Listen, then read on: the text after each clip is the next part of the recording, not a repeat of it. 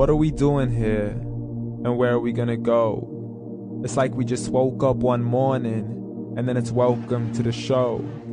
Don't ask any questions, just go with the flow. Make as much money as you can, and try your best not to get broke. Copy everything you see on the TV, from the hairstyles to the clothes, and don't think too often, just do exactly as you're told. And if you ever get confused, then just turn towards the alcohol. You'll still hear your thoughts, then just turn up the radio as you learn to live a lifestyle of drugs, sex, and rock and roll. But in all honesty, I just need to know, is there more to the cycle than growing and getting old? Living and dying just to leave behind a happy home and a whole lot of property that somebody else is going to own. I just really need to know before the casket's closed, 'cause I'm not willing to gamble with my soul, nor am I ready to take any chances. These are just simple life questions, and I'm just searching for some answers. Like, what are we doing here? And what is our purpose? How did we get here, and who made us so perfect? And what happens once we go, or is this world all really worth it? Questions we don't answer because apparently we don't really have to. There's no purpose to this life and our existence is merely natural. Then in that case, please let me ask you, did you create yourself, or was it somebody else who had fashioned you? 'Cause you're a being that's impeccable, faultless and unparalleled. You're a product of supreme intelligence, and I'm merely being rational. For there isn't a camera on this earth that can come close to the human eye, nor a computer that can compete alongside the human mind. And if the whole world was to come together, we wouldn't be able to create a single fly. So many signs, yet we still deny. As science tries to justify that all this could come from none, when it's a simple sum. 0 plus 0 plus 0 cannot possibly ever give you 1. So from where did all this order come? For everything has its origins, a maker, a creator of its own. I mean, the only reason you're watching this video is because somebody had to press upload. So we can believe in the Big Bang, but I'd rather believe in He who caused it to explode. Allah, the creator of everything, along with every single soul.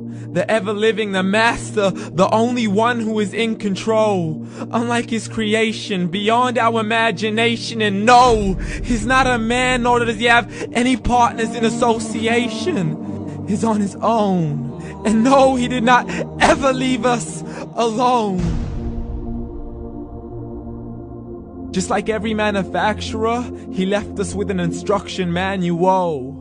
The Quran and Islam, and I'm sorry to jump to conclusions, but it's the only one possible. The only definition of God is the one and only supreme being. It's logical, a book with 0 contradictions, with miracles that are both scientific and historical, all revealed over 1400 years ago.